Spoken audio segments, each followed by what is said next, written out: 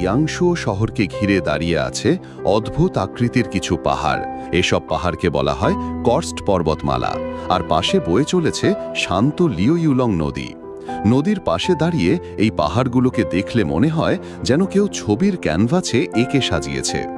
অনেক পর্যটক বাঁশের নৌকায় করে নদী ভ্রমণ করেন, আবার কেউ পাহাড় বেয়ে ওপরে উঠে চারপাশের দৃশ্য উপভোগ করেন।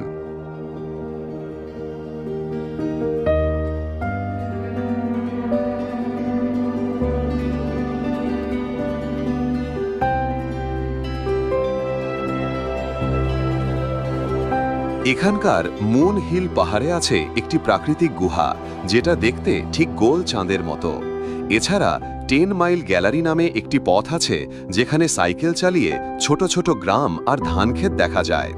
ইয়াংশুর ওয়েস্ট স্ট্রিটে আছে দোকান, ক্যাফে আর সাংস্কৃতিক পরিবেশ, যা রাতে